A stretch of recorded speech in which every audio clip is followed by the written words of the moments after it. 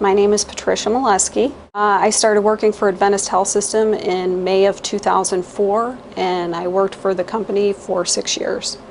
I wanted to work there because it's a Christian organization, and I am a Christian, and I felt that it would be a good thing for me that I would be able to openly profess my Christianity and be able to display that in my life. I worked as a system support technician within the Department of Risk Management. System support technician was actually a newly created position which would help to train medical clinicians and other personnel on the application of Riskmaster, which is the application that holds all hospital patient adverse events and workers' compensation claims. Adverse events are if a patient falls or if a patient is overdosed or anything adverse that happens on the property of one of the health facilities. I initially, starting my employment with Adventist Health System, I worked at their computer support desk. And so the training kind of went forward from that point. Mainly training people on the computer program through webinars and also working on their data reports for all 41 facilities. There's 11,000 employees. It reaches 41 hospitals, 19 nursing homes, and central cares throughout the United States, 10 different states actually. There actually is an Adventist Health System West also. So it's dispersed pretty much internationally. There's hospitals in Puerto Rico also. Correct, for the 41 facilities for Adventist Health System, it is located in Florida, yes. The corporate executive offices are in Florida, Winter Park, Florida. So this electronification of records, which the hospitals engage in, what does that mean exactly? It means that it's an implementation across the board for all facilities to be electronified, meaning that no longer will there be a paper record for medical records. Everything is computerized. And why do they argue that that's important to do? I mean, what is behind electronification of medical records? Data research. They want to be able to do loss control and track patient information, and just to keep better records as a whole. So you were able to see what was going on throughout the system in your position? Correct. As I would create data templates, data report templates, these templates would then be dispersed to risk directors throughout the facilities, the 41 facilities, and then they would use that template to extract their own data at their hospitals. In order for me to create the template, I would have to actually run that report myself. And so in running those reports to make sure of the accuracy of the report and that it was pulling correctly, I would have to run, and then I would then see the data. So there's a lot of information coming into... Correct. A lot of information, and it could be broken, the reports can be broken down according to facility, according to the type of event, whether it's a patient event, a physician event, or an employee event. You know, if there was an injury for regarding an employee. Anybody who is employed through their 41 facilities has the option to be able to get insurance through the company. And so then they would be taken care of through the company? Correct. Yeah. So you began to have some concerns about some of the procedures at the company. Yes, I did. I had some concerns around, I'd say, probably 2007, 2008, when I had seen that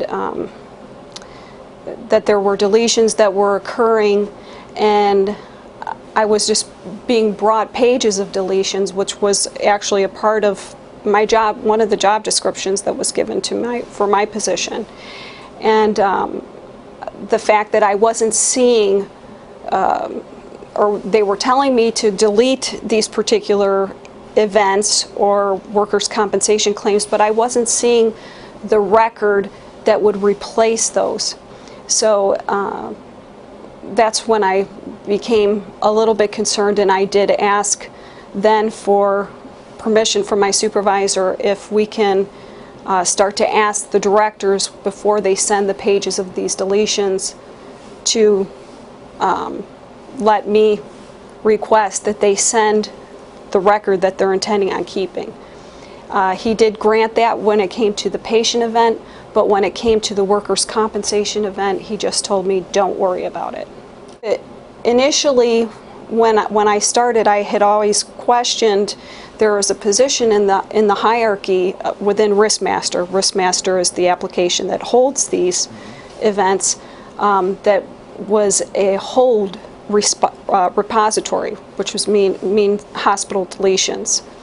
And I had wondered why it was created, and there was nothing that was sitting in there. And I had assumed that my supervisor had created that back when he was asked to do deletions, but it was never used. So I had questioned that in my mind, and the fact that also he had given me permission to ask for the duplicate record or the record that they were going to keep for the patient adverse event, but the workers' compensation, he kind of shrugged that off and said, no, we don't need to know what the record is that they're going to keep, or what the newly submitted record that the employee would create, if it were to be there or not. Initially, I thought it was for data integrity purposes, to keep the data clean, to keep the application clean, the reports clean, but now I know that in fact it was to eliminate severe liability towards the hospital systems for the pursuit of patients who would want to seek out litigation against them. And by deleting the record, what would that mean? They wouldn't be able to get... By deleting the record, it wouldn't be existent. I was told by my supervisor that they could pull that record, but then if the record's deleted, nobody will even know that there was a record that was deleted, because there'll be no record of it, period. So I questioned that. I also questioned the fact that how is it that we would have access within these adverse events to nurses' notes and nurses' names. And I felt that that was a little bit out of the ordinary. And I questioned that. Why wouldn't that be a part of the patient's medical record? Why would it be considered work product? And this information that's disappearing, what would that mean if somebody didn't have that information and wanted to get the information? Well, if you were seen at one of the facilities and you were a patient and something adverse happened to you, you would never know that it existed, because no longer is it put into what they would call the medical record, the electronic medical record. Now this adverse event is put into another application, which is Riskmaster, which is something totally different. So they're actually pulling apart and picking into pieces what they want to stay within the medical record that you would have access to. So now anything adverse that happens to you or your loved one will no longer be in the medical record. It will be in what they call work product, which is protected, which protected under the law or any other type of subpoena. So you won't have access to that, and you won't know as a patient unless the hospital facility tells you what happened to you or to your loved one. So is this legal? From my opinion, I feel it's not legal. And I actually reported it. And I did so in good faith and with a full conscience to do the right thing.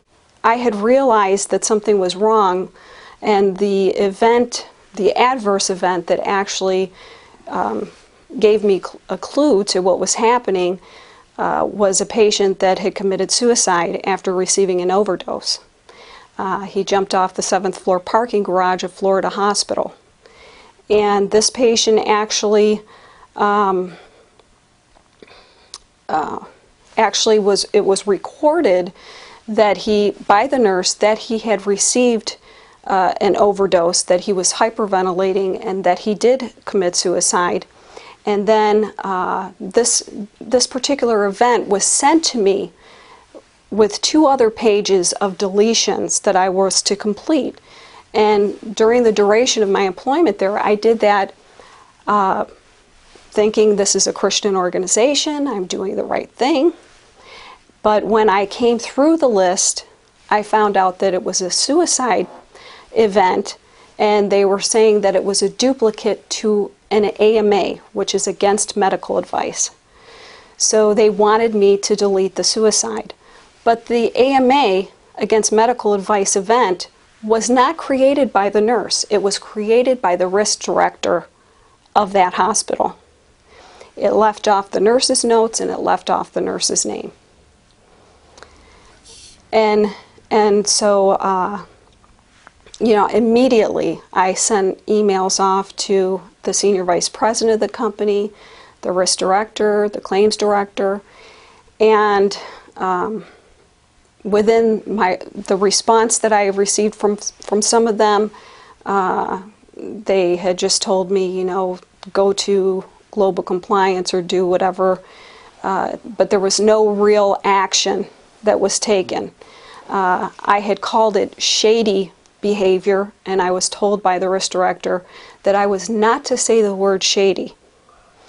A week later, the assistant risk director emailed me back, and she had stated to please clarify, which again I questioned because she has access to the computer application too. And I sent her the event number, which is unique for each event. And when I went back into the suicide event, it was changed. It was no longer a suicide, it was an AMA. It completely duplicated the other one, with the exception of the patient account number. So I knew that they were 2 different events. They were not duplicates, and they were trying to conceal the fact that this man had received an overdose and that he was not properly monitored. And why would they do this? Liability. The Florida Healthcare Administration, Medicare, Medicaid, there's severe penalties, you know, the loss of license, and also lawsuits that can be brought against them by the family. Unfortunately, this man had no family, which I later found out through the compliance director, that he was a troubled person, that he, you know, he didn't have any family, no big deal. It's a duplicate, delete it. And I confronted this compliance director, and I told him it's wrong, and I won't do deletions anymore. And so what happened? He was not happy with me. I had confronted him not only about the suicide event, but I also confronted him about after finding this event, actually, because I had access to the data templates and I ran reports numerous, thousands of times, I was able to run a report and sort by the patient name and see exactly what were duplicates, what were coming in, and I was noticing a trend that the directors of the hospitals were, when there was something that was very egregious towards one of the facilities, the hospital director would go in and create a new record, and this time it would leave off the nurse's name, nurse's notes, or a whole new indicator meaning what it was about, whether it was suicide or an AMA against medical advice or a fall. A whole new indicator would be used. So my point to make is that after what I had seen through the risk master data and through working at Adventist Health System, that I don't think that they know what is clean data. They don't know what their data is. It's been changed and manipulated so much. And you met with the executives, the corporate officers? Yes, I did. I later filed a complaint to the Global Compliance Hotline, and the following day I was taken up to the 4th floor conference room by the Senior Vice President of Finance, Compliance, and Risk, Sandra Johnson. And by also the compliance director who sits under her, and the Who is that? Dave Reason, and actually the HR director also, who's Bonnie Lawrencell. And I was proceeded, I took the information up with me of what I had found regarding the suicide victim and the baby, and the fact What that happened with the baby? the baby was overdosed. Babies in the labor and delivery routinely receive an injection of vitamin K. This particular nurse had noted that she had entered into the kiosk, into the application of Cerner, that she had given the baby an injection of vitamin K. The baby was then rolled to the nursery. That particular nurse saw that Cerner didn't note that the baby received vitamin K, and the baby then was given another injection by the nurse. Baby began to foam at the mouth and died. Then I noticed that this same baby, how I realized the same name, same medical record number, had a second event that was created days later by the director of the hospital. This time it stated that the baby died of low ABCAR scores instead of the extra injection of vitamin K. And why did they have extra injections? Why did that happen? I had later found out through research that I had been doing with the data reports, because that was also part of my job description for data integrity, to make sure certain fields were filled in, that data wasn't missing, and then I would report that to the risk director or to my supervisor. And in doing that, I had found that there were thousands upon thousands of patients that were being overdosed because of the electronic medical record of Cerner. And within these nurses' notes that I had been reading, it stated that people were receiving overdoses, labels on injections were printed off incorrectly. It was spewing off medications that patients were allergic to, which were already documented within Cerner that they were allergic to. And nurses were crying out, saying, "Help us, please. There's huge, huge liability that Cerner is causing, not only to us, but to the health facilities." And so I had realized that these deletions, probably numerous quantities of the deletions that were being given to me or sent to me from the facilities, most of them, 80% of them, were AMAs, against medical advice. And my opinion is that the records for these overdoses were being changed to a regular indicator of AMA and then being sent to me, that they were duplicates and that I was to delete them. So you wanted to explain this to the corporate executives that you Correct. Yeah. Correct. And I did report it to them. As soon as I found this out, I sat at my desk in tears because I couldn't believe I just was shocked and hurt, because I thought to myself, my gosh, what has been deleted? And so I immediately, the next day, I called off sick from work. I couldn't even face, the next day. And I called HIPAA. And what is HIPAA?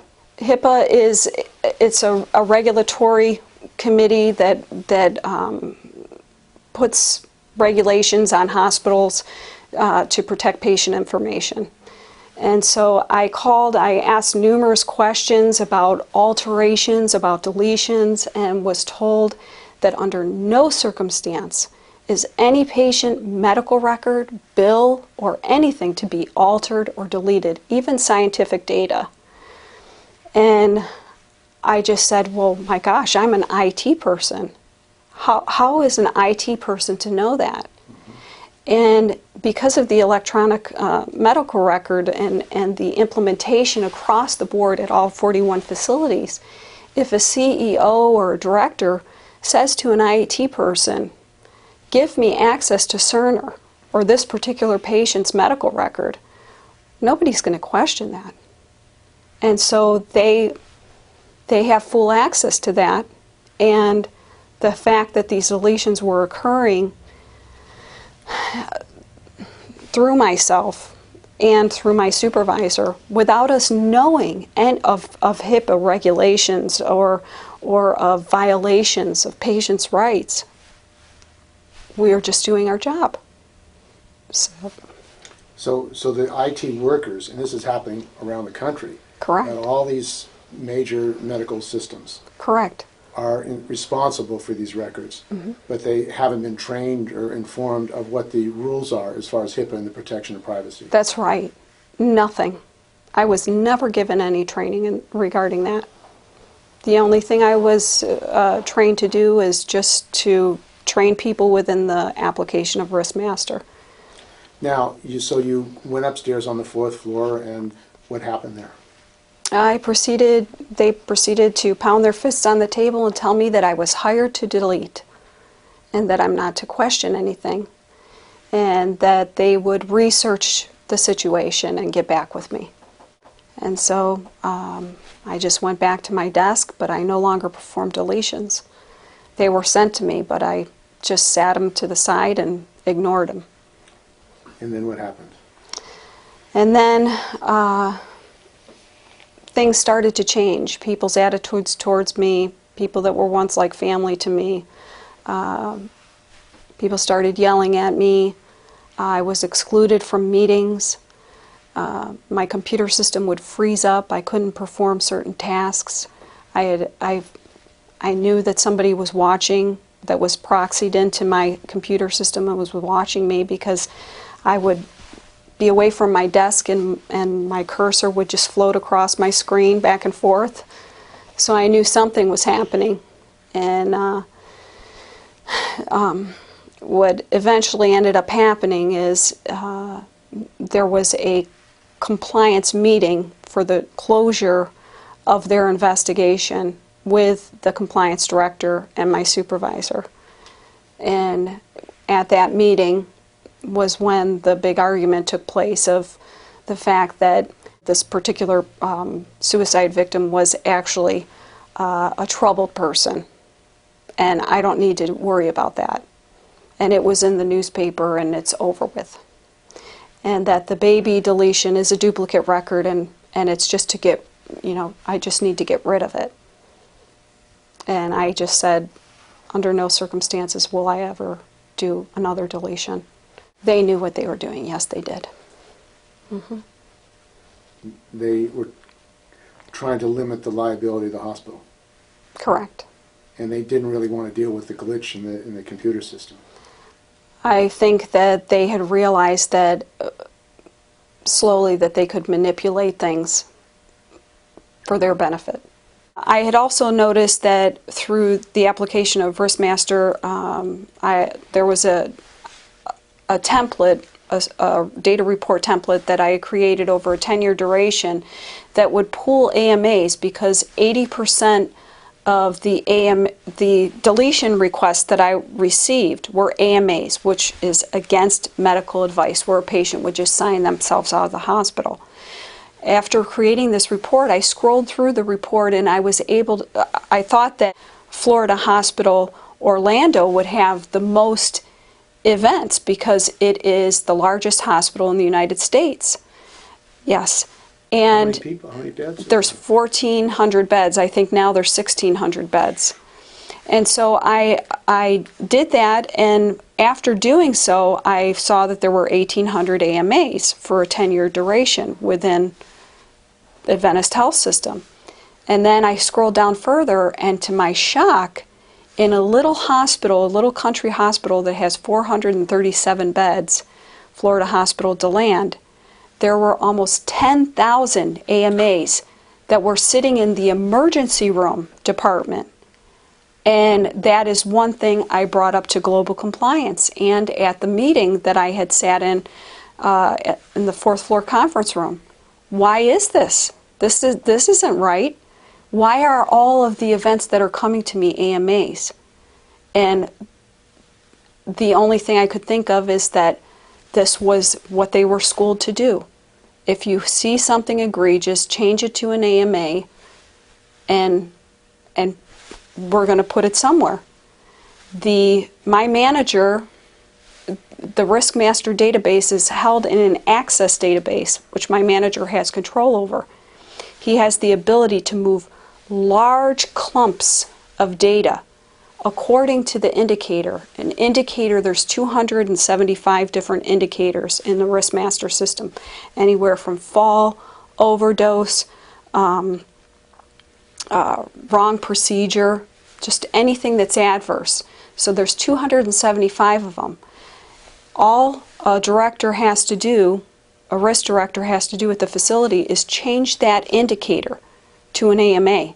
So no longer is the event an overdose or a physician-alleged failure. Now it's an AMA. The patient signed out, and that's it. So those directors had the ability to go in and remove the patient name, change the event numbers, change data, change the indicator, erase the nurse's notes, erase the nurse's name, and then switch it or put it into a particular department. And my manager has the ability to move these huge clusters of data. How did almost 10,000 AMAs get into a 140-bed hospital emergency room? Doesn't make sense. So, I mean, this massive manipulation of data. Correct. That's why I say that they don't even know what data is good and what isn't. Data integrity is not, it doesn't exist. There's so much manipulation behind the scenes that's going on. They don't even know what data is good and what, you know. So we're talking thousands, tens of thousands, I mean, of patients that could be, or Correct. workers who could be, now Correct. these injured workers, these worker comp claims, what happens to Not these? only can that be manipulated, but a workers' compensation claim, I received a whole page of what they were telling me was patient deletions. I went through them, and none of them were patient deletions, not according to the notes, the nurse's note. It said that the employee was injured, the employee was injured, the employee was injured. So what was done is they changed it from an employee event to a patient event, that particular field. So this was another thing that was happening. Many things that I saw over the duration of my employment there. Just unbelievable. And you were documenting these? Yes. I had documented what I had seen and made notes. And they didn't want that? They didn't want me to say anything. They just wanted me to keep quiet. Yeah. And not for the benefit of the patient. After the reception, the negative reception that I received, I then went to the FBI. And I started initially with a phone call and spoke to an agent and told them of the situation, and they said, we want to see you tomorrow morning at 8 a.m. And so I did show up, and I spoke to 2 agents there and told them of the situation, my discomfort, my fear, and my hurt, realizing that I don't know what had been deleted. That if in fact these particular events had been changed or altered prior to being sent to me. Mm-hmm. People's lives were Correct. radically affected by this. How Correct. the records and that kind of thing. Right. So what happened then? They had said, you know, we're going to need to meet with you on a regular basis, and they assigned me an agent, and she gave me her card and phone number, cell number. I also received an emergency number that I was to call, and I was told that I was not to speak to anybody, and that if the FBI were to bust into the office, that I was not to even recognize that I even knew them. So then what happened? I got up and I left. I went back, went to work, and then was regularly called by this agent, and I began to work with this agent on a regular basis for 10 months. And that's a long time. Yeah, yeah. And what did the agent tell you when you were working with the agent? She said, you did a good thing, and to hang in there, and that she knows that it's difficult, and that the wheels were turning. Mm-hmm. And then, so you were providing information about the deletions and about what was going on at the company. Correct. I had regularly met with her, trained her, went through with her different tasks and things that were performed. And, I had questioned her and said, am I in trouble? I didn't know. I didn't know anything regarding HIPAA violations or what would be considered illegal. And she said, absolutely not. She said, you're fine, and that, that they go after the big people. So were there other deletions taking place or other things going on while you were providing information to the FBI? Yes, I continued to work with at Adventist for approximately 2 months after the first meeting with the FBI. And then in May of 2009, I was taken into a conference room by the senior vice president again, who had me up on the 4th floor conference room, and she told me that I was suspended and my privileges were taken away, and that I was suspended for accessing data that I was not allowed to access. In other words, she pretty much accused me of doing my job. So there's nothing that I have access to that I had not been given privileges. You have a user ID and a password. And so... when did your firing take place? I mean, did you go to the initial suspension was the end of May, which was a suspension with pay. And then July 19th was the status of the suspension changed to without pay. And then I received a lawsuit July 24th. So the company, this $30 billion company, is now suing me.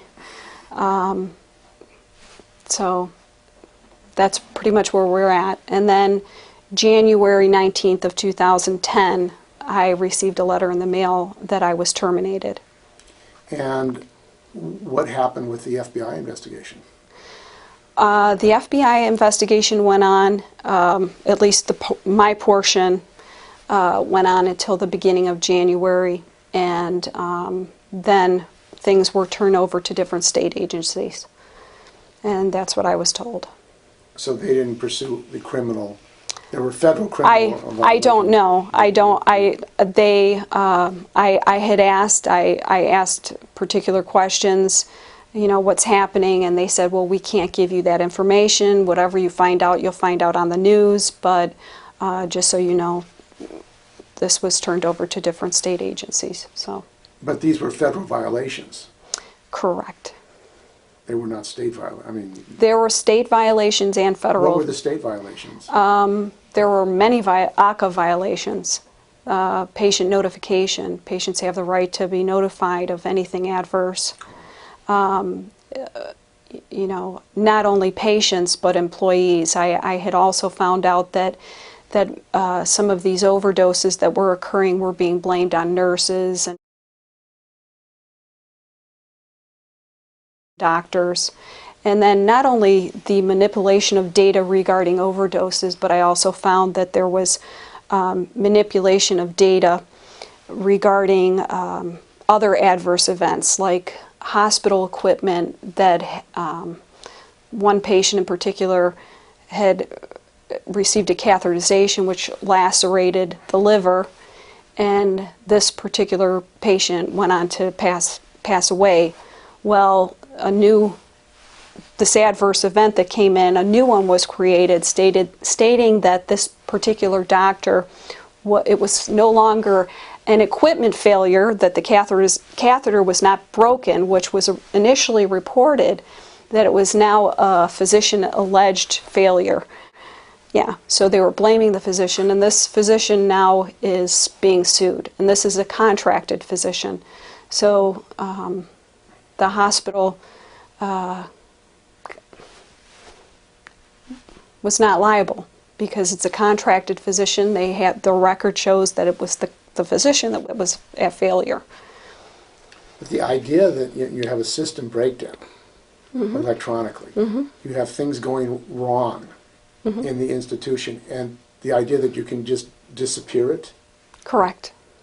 That's going to solve your... Make it disappear, create new records to replace the records that are that we don't like too much, and manipulate the data to make it look how we want it to look, and then get rid of the bad one.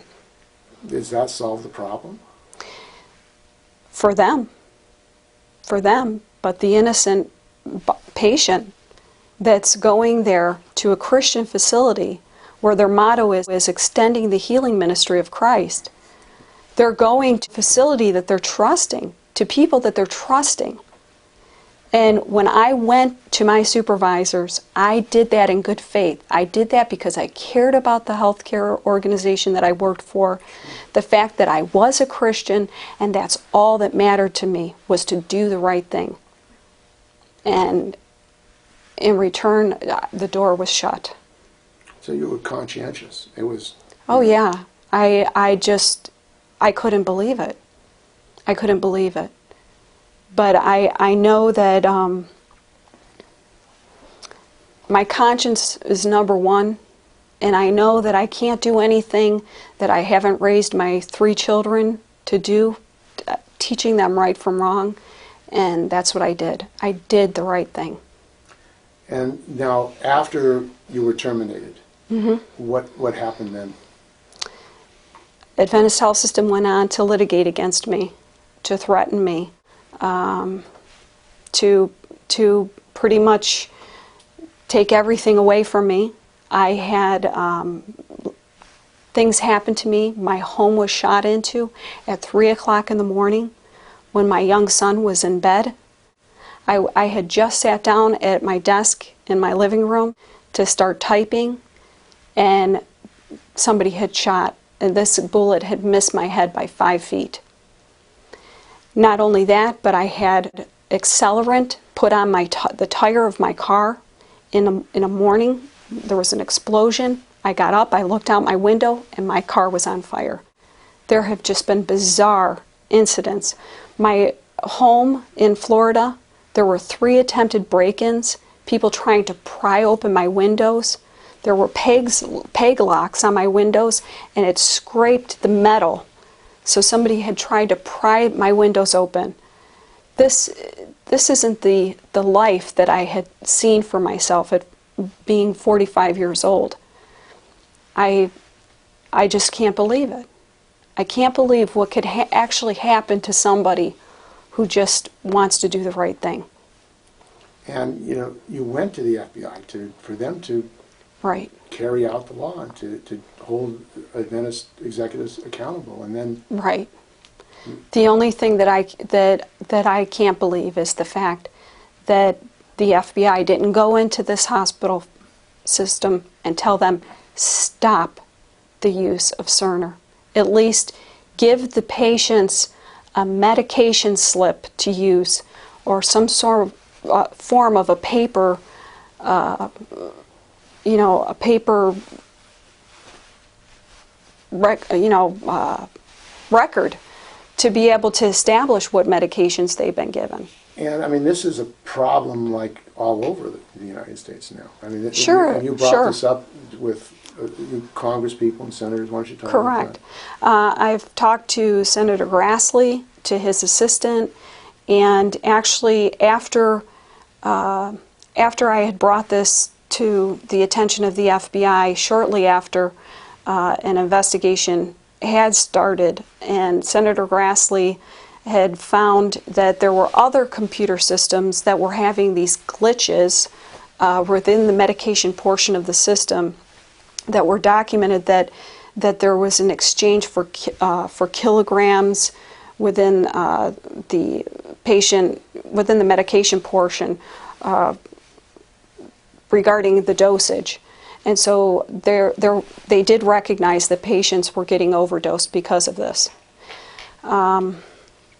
He also had sent out letters to different health facilities asking what their relationship was with the vendor, or their particular electronic medical record application, and so on and so forth. So I never received any information from Senator Grassley or his staff stating that the investigation was over or what their findings were. But they were aware that there were problems with the electronification. Right, right. The whistleblowers like myself had brought this to their attention, and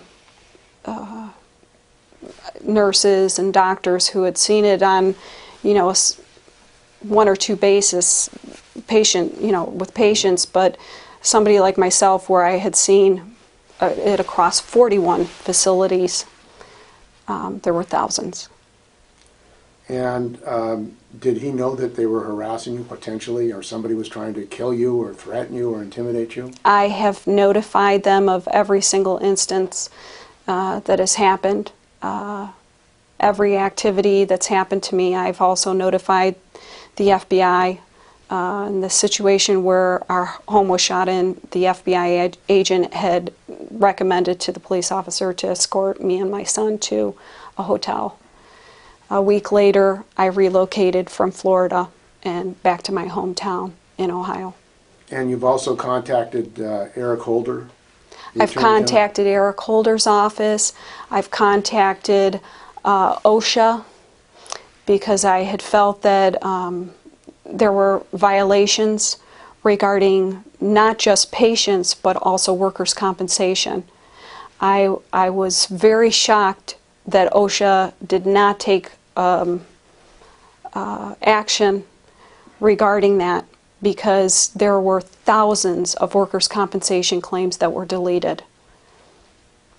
And as we speak, Adventist Health System has a student worker that works there that actually is taking clusters of events, adverse events, patient and workers' compensation, and moving them to another computer application. So they're continuing? Yes. This illegal deletion and movement of information. Correct. What protection do people have? The only protection, from my point, is to make records. Print off everything that you can. If you're an employee and you have a workers' compensation claim that you're starting, print that off. Print it off. Get a date stamp on it and get a signature by your supervisor on what you print off, so that you have that record and you have protection that's implemented for you. But now in a lot of medical systems, Kaiser, big systems, there's no paper. There's no record of shots of anything. I mean, what is there? Is this a danger to the people of the United States? This is a danger. This is a public health safety violation, and it's huge. There are no protections. The only people that can protect these patients is Congress, the people that we elect to office, to set some sort of a police system to these databases and to these health care facilities, because it's all about money. They want money, and that's it. The money that's saved in litigation within risk management goes into bonus packages. So whatever's saved goes into their pocket, and it's sad. So they're actually profiting? Yes, yes, they are. By not taking care of people that are harmed in the hospital. This is correct. By not properly reporting it to the patient. The patient has the right to know whether they received an overdose or not. That's the law in the state of Florida and many other states. And if they don't disclose this to the patient, then they're in serious violation. And somebody needs to investigate and audit the information, audit these databases. I know that there's auditors that that would come into risk management, and they were given a particular laptop, but there's different hierarchies. See, a lot of the auditors don't realize that there's different hierarchies that are created by the IT person that runs that particular department. So whatever hierarchy they want you to look at, that's the one that you'll see. But, you know, each one has different types of events, and that's what they do. They create certain things, and they put before you what you want to see, or what they want you to see, that will protect them. So it can be like a maze. Correct. You know, Correct. You know, The only benefit for me, or what kind of lit the candle for me to realize what was going on, was the fact that my mother was handicapped, and so I had a little bit of knowledge about, you know, the medical field and you know, different things that happen within the medical field. But you know, the other thing is just being a mom in general. And the fact that I was one of the only people in the office that was not Adventist. Everybody in that office, in the corporate office, pretty much goes to the same church. And so there's you know, they feel they're protecting the company and they're doing their job, but it's not the right thing. You know, you sign a protection and a confidentiality agreement, but I didn't sign it to conceal criminal activity. And so like I said, I did the right thing. After all of the things that had happened to me, the fact that my car was set on fire, the fact that I was shot at, I began to research the internet, and I had found out about Barb Clark and her case, and the fact that her records were not disclosed to her as a whole.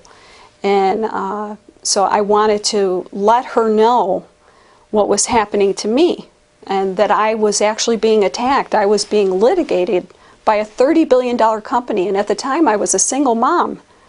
So you can imagine you know, what I was going through. And so I was able to contact Barb and finally meet with her, you know, through a phone conference, and tell her what was happening. And I've been, through prayer and through just being a friend, there for her, and she's been there for me. and what did she tell you?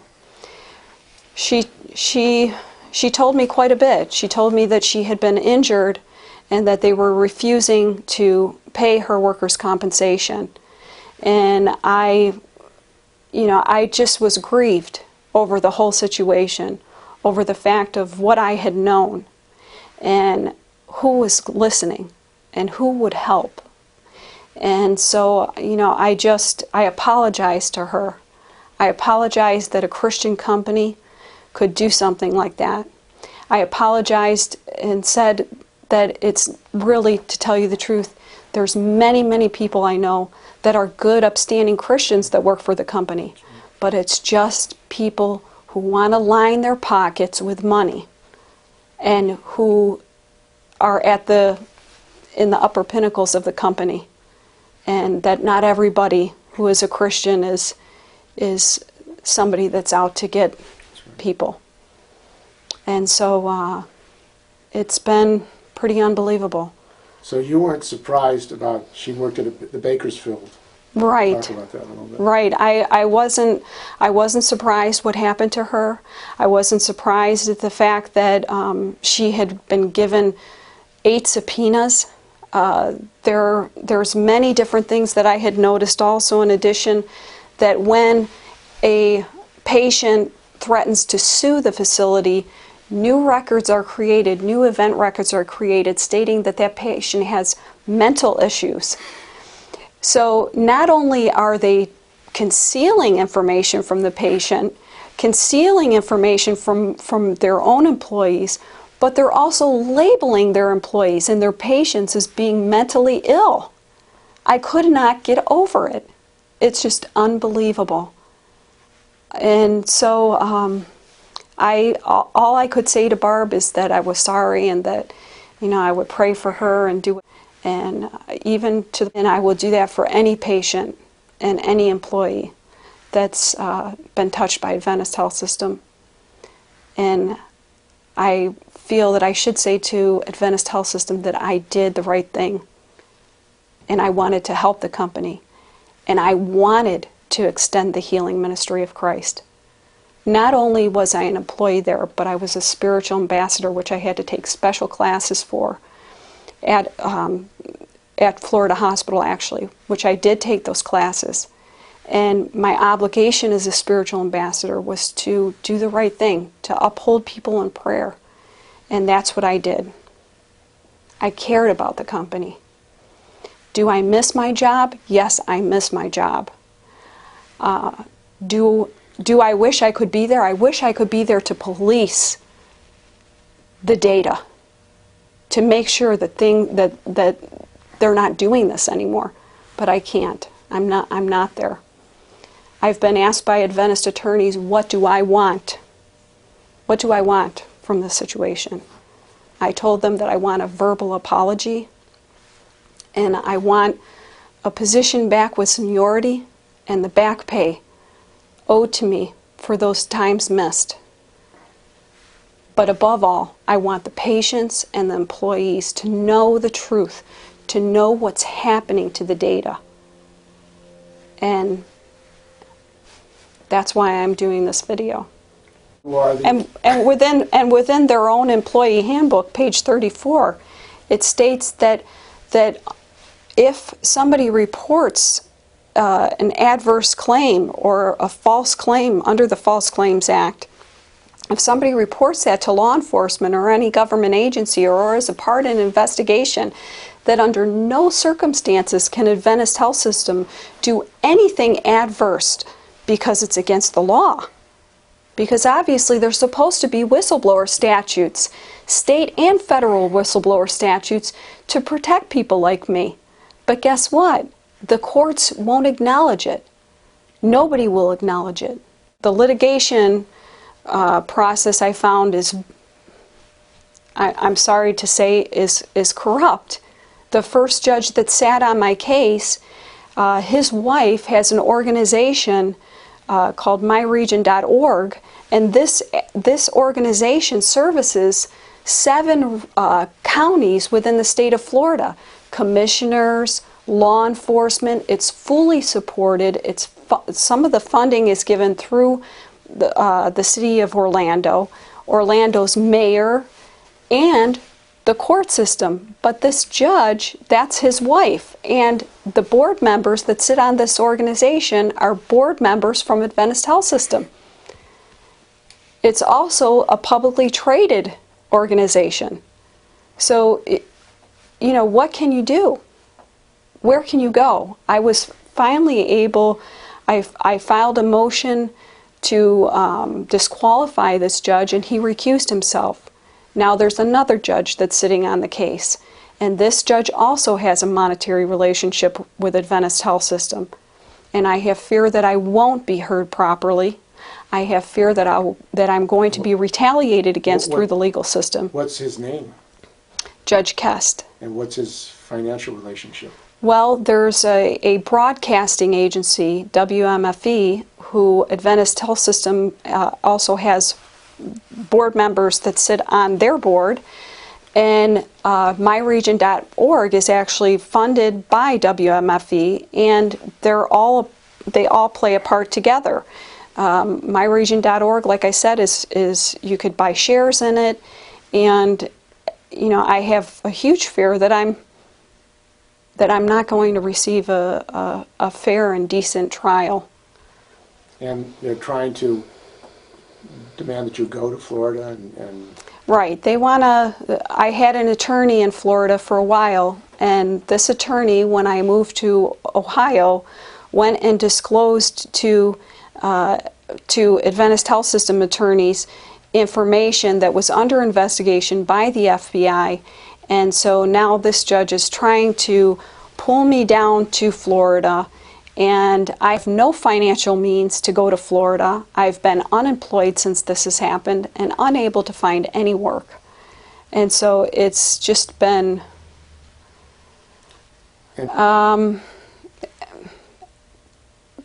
this attorney was Brad Conway.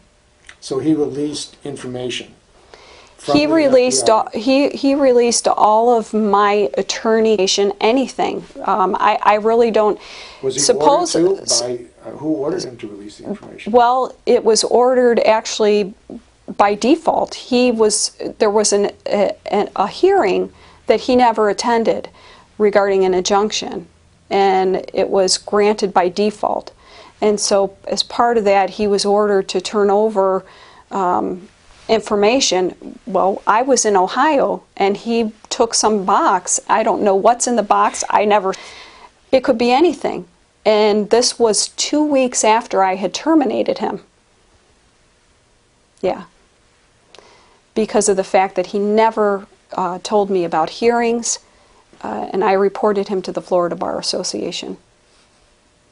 Well, I mean, justice. Mm-hmm. How do you get justice? You don't. In a system. It seems like all these interconnections Right. with the judges, with even the federal government Right. refusing to proceed with an investigation. I don't claim to be a rocket scientist. I'm just a regular person. I was a stay-at-home mom for 17 years, and I always respected the law, always. And I had thought, wow, once I go to the FBI and I'm wired by the FBI for this investigation, that I'm protected. But guess what? You're not protected. And if you don't have a lot of money to pay an attorney, you won't be protected. And it's unfortunate. Well, what does that say to other people in the system who want to do the right thing, who have integrity and honesty and have a conscience about what's Mm-hmm. going on? It means that you shouldn't speak out. Is that what the lesson of this thing? I mean, it's really a frightening kind of thing. Many times I've said, why is this happening? But the only strength that I found is in going to church, my pastor, my husband, my parents, people who know me, who say, hang in there, Patty. You're doing the right thing. And my conscience and my life is dedicated to the Lord. And all I could say is that I did the right thing as a Christian and as a human being. That's the most important thing to me. There's many things I could have done, many routes I could have taken. But you know something? It's made me stronger. And I've become a lot closer to the Lord, and I know more of the Bible than I think I've ever known in my life. And my kids look up to me, and they just say, Mom, hang in there and keep going. Basically, this company, and maybe other companies as well, Mm-hmm. are using this electronification Mm-hmm. of medical records as a means to limit their liability and change the records to benefit themselves financially. But isn't this a threat to the health of people in the United States? It's a definite threat. It's a huge threat. And the people of the United States need to know. They need to know that when they go into a healthcare facility and you sign a paper before entry, that paper says that you're giving us access to your data. And it could be used for scientific research. This means that they have access to your data. And the people, if when you enter that facility, if something adverse happens to you and your loved one, and you in return litigate against the hospital system, all of your data is now at a fingertip away from the people that hire the attorneys that represent the hospitals, which is usually risk management or quality management, and the CEOs and the senior vice presidents. A click away, your medical record, your workers' compensation record, it's in their database. Is that legal? No, it's illegal. They should have a subpoena to enter any patient medical record. But I know without a shadow of a doubt, I saw it with my own eyes, that they're accessing patient medical records and patient data illegally. And you told this to the FBI? I told this to the FBI, yes. Who did you see do that? I saw it in work product within my own department, in our shared G drive, that they were accessing patient medical records, which nobody in risk management should have the ability to do so. This is the department where the lawsuits come to. This is where, if you as a patient or you as an employee get hurt and you want to sue the company, that notice of intent to sue comes to our department. So why would that department have access to your records? Or the ability to manipulate your records and say that you're mentally ill or you're troubled. This is a shocking thing. It's very shocking. Believe me, I shake my head quite a bit. I've always been a person to give people and companies the benefit of the doubt. Now my trust level is probably a -1. What do you say to people what they should do? Because, I mean, this is a system problem.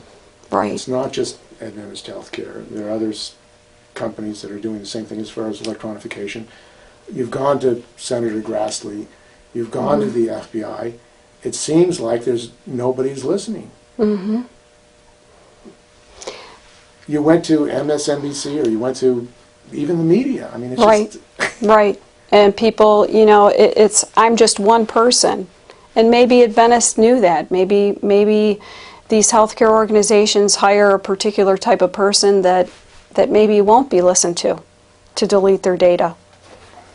And so my recommendation is to write and call your senator, call people in Congress, call Senator Grassley's office. He's supposed to be protecting whistleblowers. I just sent Senator Grassley's office an email and called his assistant again. They never returned my call. Where's my protection? Where's the protection for me as a whistleblower, as somebody that did the right thing? Where is that protection? And that's their job. It is their job. Their job is to protect the Right. whistleblowers. If Right. there are violations, to make sure that the Right. whistleblowers are able. Exactly. But you think it's money, or somebody, or power? It's money, it's corruption, it's maybe, well, we're not going to listen to the little guy, you know? Why should we listen to them? This is a huge company. And all these other people are saying this. But guess what? There's only one little guy that sits in a cubicle in a corner somewhere that's told to delete and doesn't know HIPAA violations and doesn't know the healthcare laws, healthcare regulations. So now what? You know, where does that person go? Who can you go to if you can't go to the FBI? If you can't go to somebody like Senator Grassley or Eric Holder or somebody, where does a person like me go to? The only person that I know that gets a lot of people through is the Lord, and I've prayed quite a bit. The FBI knew that your house had been shot at, your car had been firebombed. I mean, did they make an investigation of Seventh-day Adventist employees? They had said, just keep us informed and your local police department informed. But you were an informant. And the governor's office also. I mean, at the time it was Governor Christ. Right now, the new governor is Rick Scott, who used to be the CEO of Columbia Health System. Columbia Health System had to pay, it was the largest Medicaid fraud in the history of the United States. And he was the CEO of that company. And now he's the governor of Florida. So they're probably not going to prosecute healthcare systems. I mean, yeah. So now they want me to come down to Florida. I'd much rather stay in Ohio Because the FBI in Ohio prosecutes judges and Congress people that break the law, and they're not afraid. So have you reported here what's going on, or to anyone here? I mean, To the senator? police department. I've tried to call a couple members of Congress here in Ohio, and I've gotten no response. Now, I mean, this money, the federal money that's going to electronification, $16 billion. You asked Grassley to investigate this electronification of medical records and all this federal money. It's our tax dollars. Well, Grassley was already investigating. I had found out that after I had reported to the FBI, about maybe 7 or 8 months later, that he was investigating. What I called Grassley for was to help implement whistleblower statutes to protect me from this litigation that's occurring against me by Adventist Health System. And there's been nothing implemented on my behalf or the behalf of my family to protect us, to protect my son and myself and my husband. And you met personally with him? I did not meet personally with him. I talked over a 2-week duration to his assistant, Brian Downey. And you also sent information to Attorney General Eric Holder? Yes. I called Attorney General Eric Holder. I called one of his assistants, and I have sent information to him, yes, regarding my case and the situation. And what did they say? I've received no response. Does that surprise you? At this point, nothing surprises me. Nothing. I really feel,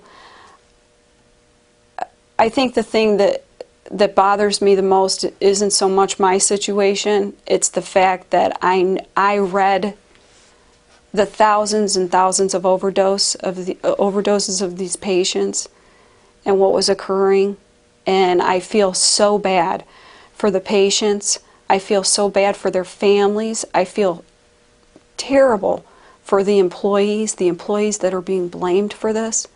When the healthcare system knew, the CEO of Adventist Health System knew that this was occurring. From the very first implementation at the very first hospital, he knew. Obviously, I heard this through IT administrators that work for the company that told me, in fact, that he wanted it to be rushed because he wanted to be the first healthcare system that was fully electronic. So proper procedure was not done, proper testing was not done, and President Obama has stated, or at least as told by the CEO, Don Jernigan, that he may be a health czar for Obama now. So, and God forbid one of these computer applications are used for our national health care. God forbid, because then not a private hospital system manipulating your information, but then there's a potential for the government to be able to manipulate things. But I mean, it's obviously an assumption on my part that it could happen, but I'm hoping and praying that there'll be something implemented to police the system. There's no real oversight. Right? Nothing. Nothing. That your hospital, your medical data is in their hands, and they're doing whatever they want with it, at least according to what I saw. The one thing that the American public should know is Cerner, the electronic medical record that's used in Adventist Health System and other health systems throughout the United States and internationally, some in England, should know the fact that despite the glitches that are within this application that's causing patient overdose by the thousands, the president of Cerner Corporation, or the old president of Cerner Corporation, Nancy DeParle, is now one of the health czars to Obama for the United States healthcare system that's being implemented. There were other problems at facilities in England long after the implementation of Cerner to Adventist Health System. So if Adventist Health System would have reported publicly the glitches that were happening, of the overdose of patients that were happening, it would have prevented billions of dollars of loss of other healthcare systems that have implemented Cerner. But somebody is making money on these systems. Correct. Is that the reason this wasn't reported? It has to be. There's no other reason that I can think of. Money talks. Everybody wants to line their pockets, and that's the only thing I can think of.